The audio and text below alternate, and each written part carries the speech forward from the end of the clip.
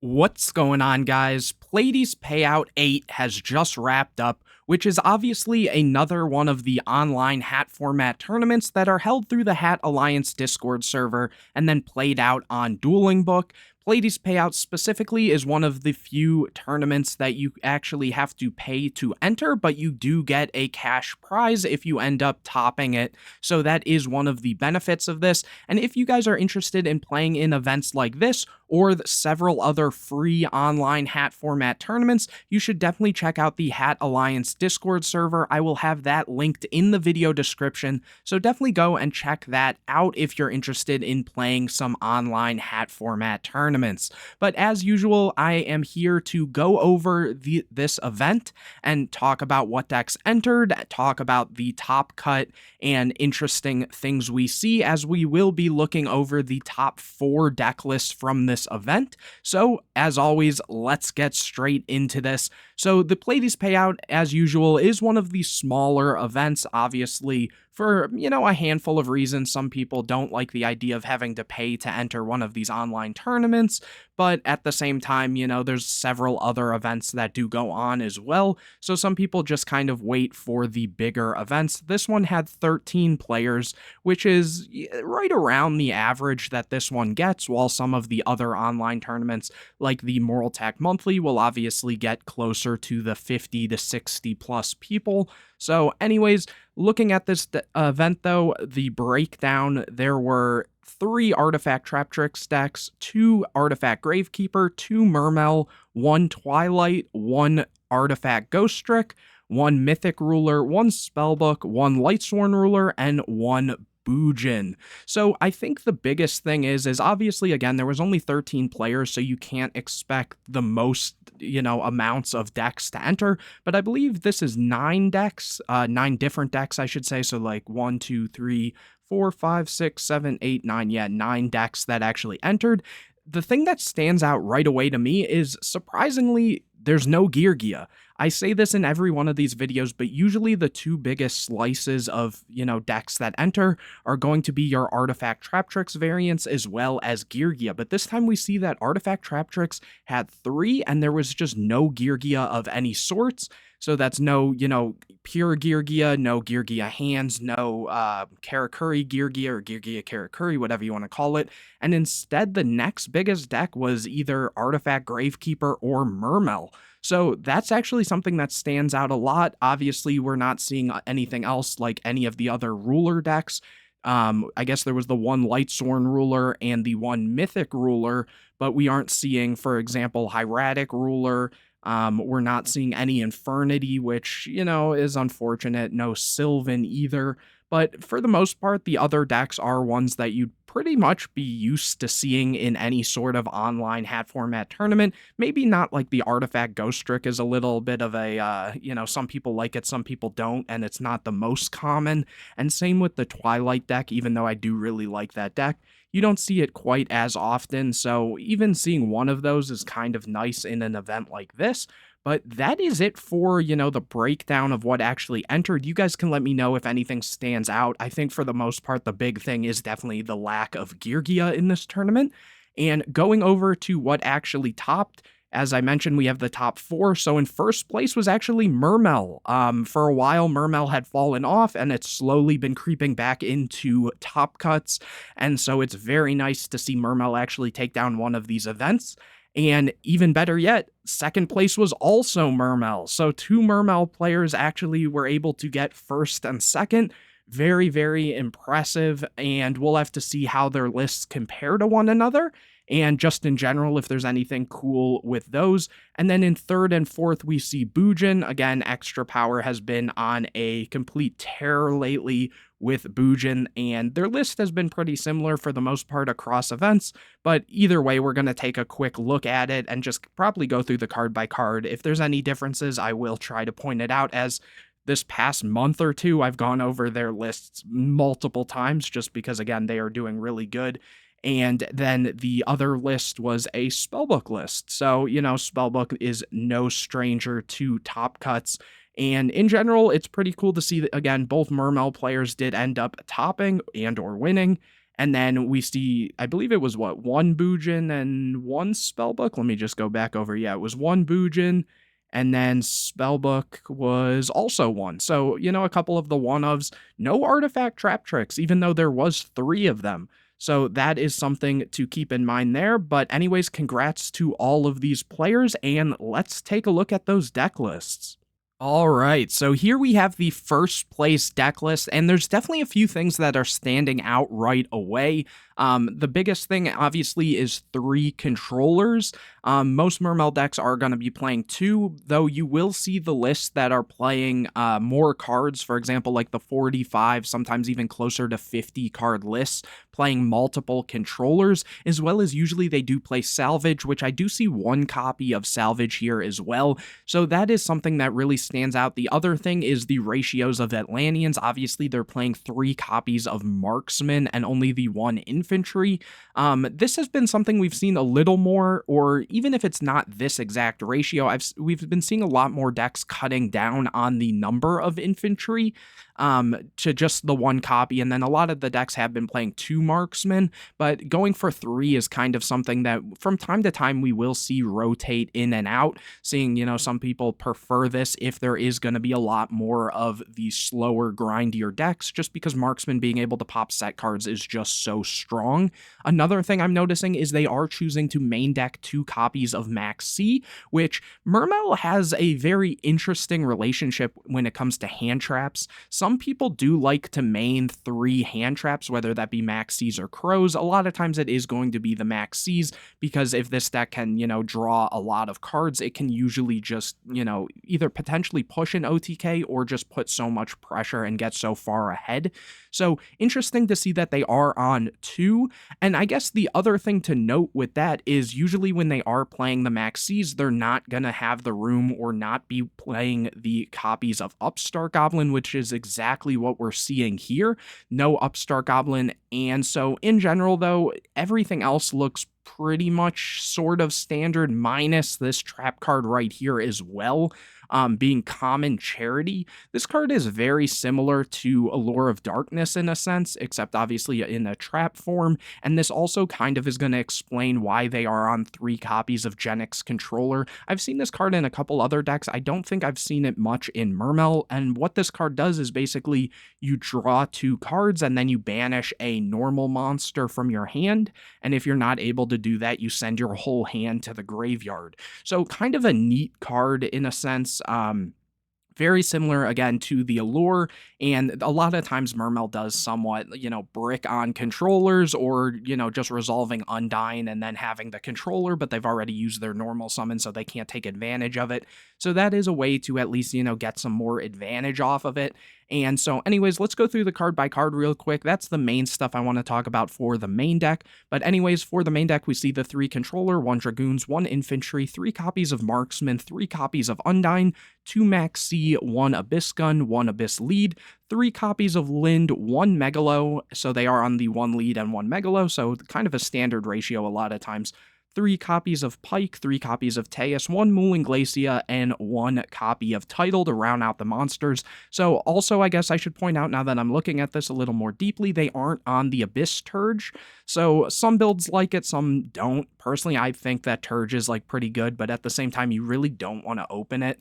And at the same time, I guess if you are on Turge plus 3 Controller, you have a higher risk of just opening cards you really don't want to see early on. So that could definitely be a reason there. Anyways, for the spells, we see the 1 copy of Allure, 1 copy of Salvage, 3 copies of Soul Charge, and that is it for the spells. And then for the traps, we see the 3 Sphere, 3 copies of Breakthrough Skill, the 1 Common Charity, and 1 copy of Torrential. Some builds don't like all the traps. Usually they'll cut down a little bit, for example, on the Breakthrough Skills and just play 2 copies, because this is one of those cards that has a graveyard effect as well. But I could definitely see, them wanting to play more of this, just because right now, Monster Effect Negation is just really, really good in terms of the decks that are being played at the moment, and it kind of becomes a little more high impact in a slower format, if that makes sense. So nothing too crazy there. And so yeah, overall the main deck looks pretty solid. Looking at the side deck, they are siding 2 copies of DD Crow and the 3rd copy of Max C. A lot of decks, do usually, I always say, try to play somewhere between 2 and 3 copies of Crow, whether that be in the main or side, just because it's such a good card in hat format. And then obviously seeing the third maxi is always great to see. After that, for the spells, 3 copies of MST and 1 copy of Twister. Mermail is a deck that, has a lot of hate towards it, whether that be intentionally or unintentionally, with things like Dimensional Fissure, Macro, and stuff like that. So just having as much back row removal as possible, and already over here I see they're also playing 2 copies of Malcat, obviously because they don't have that many Speller Traps that they really care about having set. So this is just a way to blow out those heavier back row type decks, and just again, more back row removal. We see 3 copies of Debunk, 1 copy of Needle Sealing, and 2 copies of Light Imprisoning Mirror. I've been talking about this a lot more lately in a lot of these videos, and this is a card that, we hadn't seen for a while, but I always said that this card has its moments where I think that it could make a comeback, just because we're seeing now that Hieratic Ruler is topping a little more often. We're seeing more Bujin, we're seeing more Lightsworn Ruler. So this is just a card that really puts a lot of hurt on those decks, as well as obviously just the artifacts being light monsters. This card is really, really good. So if a deck can take advantage of it, I think that, again, it's just a very solid and somewhat underrated card that wasn't seeing as much play, but it's always very welcome to see that. Looking at the extra deck, we see 1 copy of Black Rose, 1 copy of Gungnir, and 1 copy of Leo. For the Xyz, we see 1 Dweller, 1 Bahamut Shark, 1 Exciton, 1 copy of Alucard, 1 Levier, 1 Dracosac, 1 Mechwhip Engineer, 1 copy of Abyss Gyos, 1 Abyss Trite, 1 101, 1 copy of Big Eye, and then 1 copy of Tri-Edge Levia. This is another card that usually you're just going to be summoning off of your Bahamut Shark, and it has the ability to, I believe it's banish or shuffle. I think it's banish any monster that it would destroy by battle. So this is just a cool way to deal with the hand, so like Fire and Ice hand. And given that they are playing this and the Trite, it looks like they cut down on maybe like some builds will play like a Cowboy, or some builds will play a Rhapsody and Berserk. So seeing that, this is here, obviously they had to make room for it, and they are on the 3 synchros. Some builds have even gone as low as 1 Black Rose and 1 Leo and cut the Gungnir. But honestly, overall, very cool list, very nice to see, and let's move on to that second place Mermail list and just kind of see how it compares to this first place list. So looking at the second place list, there's obviously a lot of differences, but there's also a good amount of similarities. So for example, we are seeing the 3 copies of Marksman in this list, but at the same time, we are still seeing the older ratio of the 2 infantry. And again, there's nothing wrong with that at all, especially given we are, if we take a quick look at the spells here, there is no salvage. So there's not really a way to reoccur these in that sense, as well as right here, we see the Abyss Turge. So they are playing a way to even add some of this stuff back from grave, so that is always welcome to see. And then obviously they're playing 1 copy of MST, which I think is a little interesting as a one of, but I'm not going to complain with their ratios. They're also playing the 1 copy of Mind Control, which some Mermail decks will choose to play, especially because this is one of those decks that just has so many different levels that it can really take advantage of. It has its 3s, it has its 4s, it has its 7s, and so on and so forth. So they can really get a lot of use of this,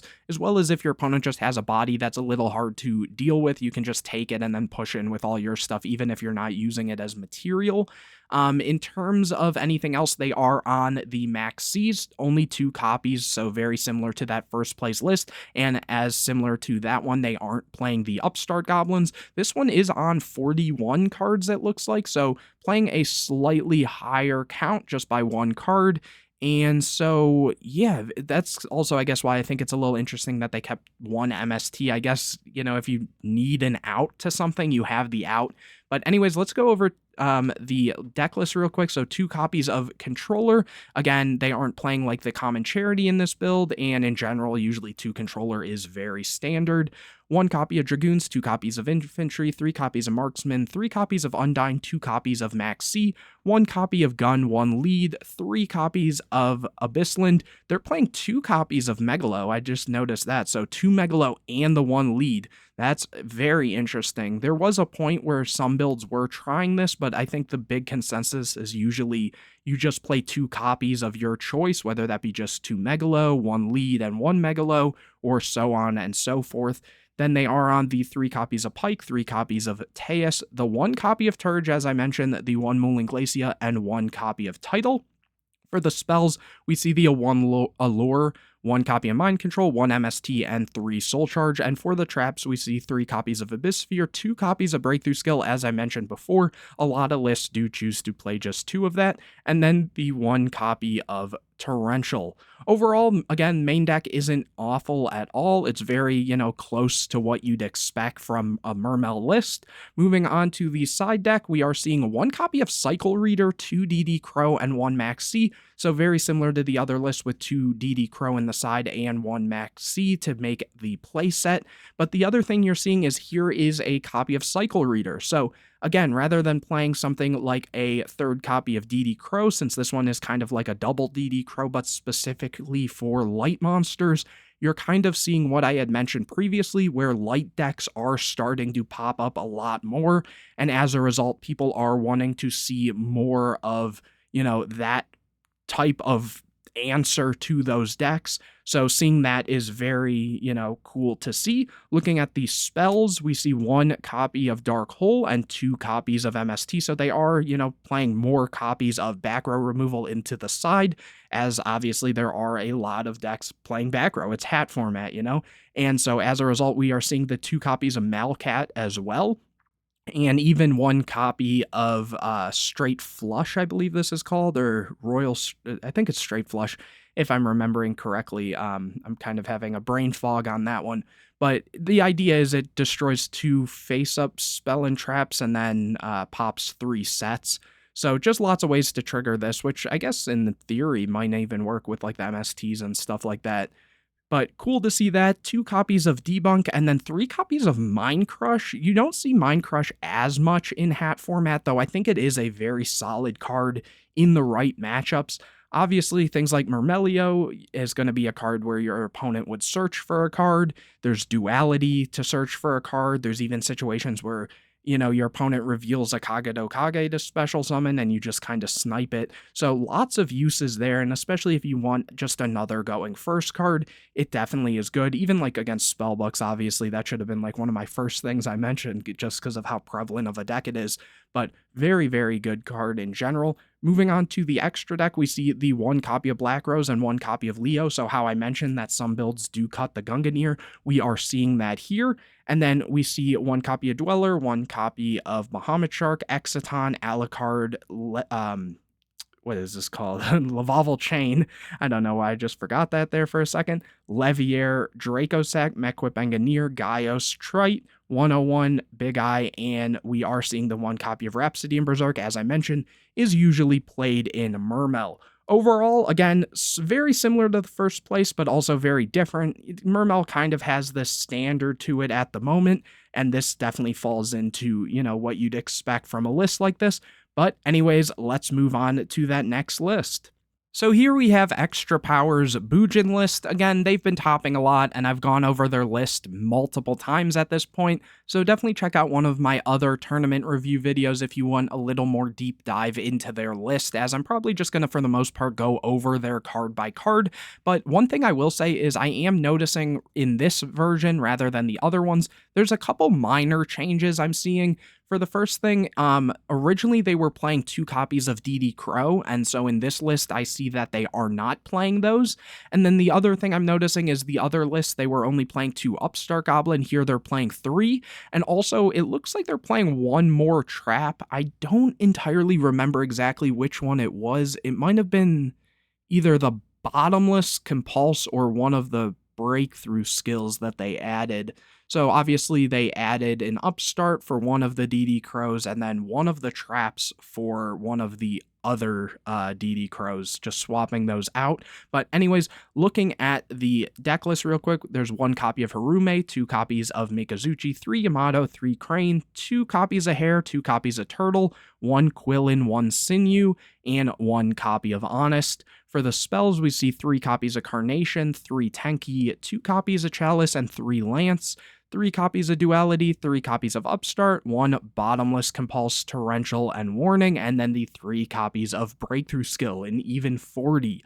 Looking at their side deck, I don't entirely remember their side deck, but for the most part, it looks pretty much what I remember. Maybe the difference is obviously going to be the 3 DD Crows, because they had 2 in the main last time, so maybe I think they might have swapped out for a trap or something like that. I don't entirely remember, but here we are seeing the 3 copies of DD Crow and 3 copies of Max C.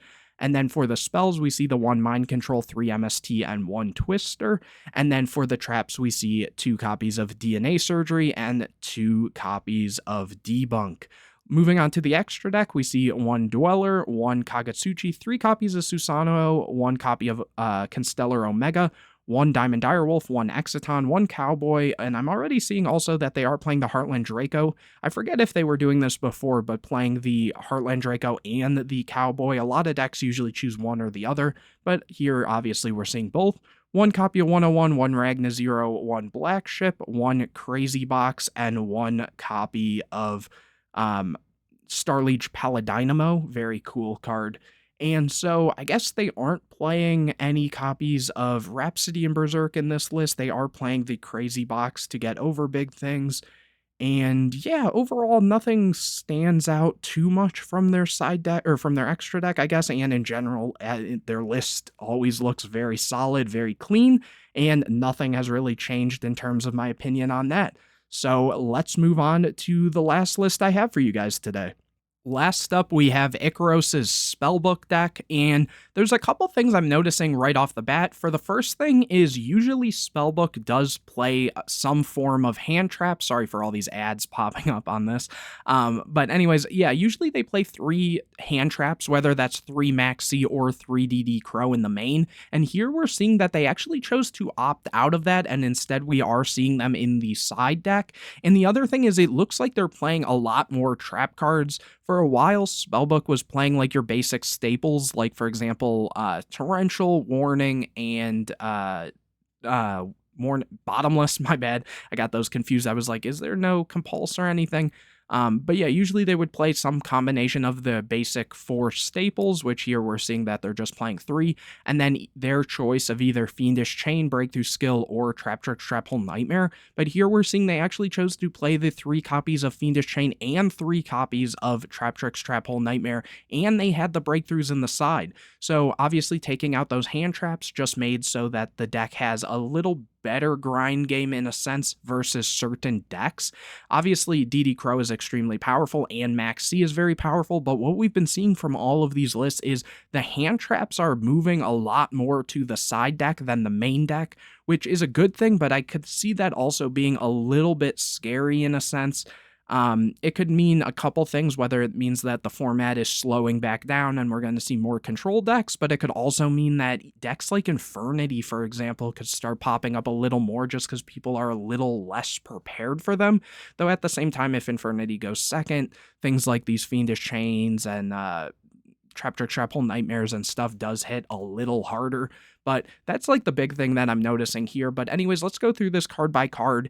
Spellbook is another one of those decks that, you know, obviously we see a bit of its difference in terms of how the list look, but for the most part, the monster lineup as of late and everything should be very similar. So 3 copies of High Priestess, 3 copies of Justice, 3 Blue Boy, 3 copies of Temperance, and that is it for the monsters. For the spells, we see 1 Book of Moon, 3 copies of Crescent, 2 copies of Eternity, 1 Fate, 1 Life, 1 copy of Power, 3 copies of Secrets, 3 Wisdom, 2 Master, 2 copies of Tower, and obviously for the traps, we see the 1 Bottomless, 1 Warning, 1 Torrential, 3 copies of Fiendish, and 3 copies of Trap Trick, Trap Hole, Nightmare. For the side deck, as I mentioned, we see all of the hand traps in the side, so 3 copies of DD Crow and 3 copies of Max C. For the spells, we see the Dark Hole and triple MST, so Usually, this isn't a deck that is going to main the MSTs, obviously, because it can kind of conflict with the copies of Crescent, as well as this deck deals with back row pretty well. So seeing those in the side isn't anything too crazy. And then for the traps in the side, we are seeing the 3 copies of Breakthrough Skill and 2 copies of Rivalry. Rivalry is a really good card into a lot of different matchups, and Spellbook obviously is one of those decks that can take really good advantage of it. Looking at the extra deck, we see 1 Armored Kappa, 1 copy of Dagesto Phoenix, 2 copies of Downward Magician, 1 Gachi Gachi, 1 Gaia Dragon, 1 Alucard, 1 Succubus, 1 Pure Light, 1 copy of Hierophant, 1 Draco Sack, 1 Big Eye, 1 Shining Elf, 1 copy of Soul of Silver Mountain, and lastly, 1 copy of Zen Mains. Overall, very solid list. Kind of cool again to see the lack of hand traps, but more actual traps. And overall, guys, you can let me know what you thought of this event in the comment section, what really stood out to you. Maybe it's something I pointed out, maybe I missed something, or just in general, something you noticed. Definitely let me know in the comment section. And if you enjoyed this video, please leave a like on it, comment any questions or videos you want to see in the future, subscribe to the channel, hit the bell to get notified anytime I put a new video out, share this video with your friends, and anyways, guys, I will see you in the next video.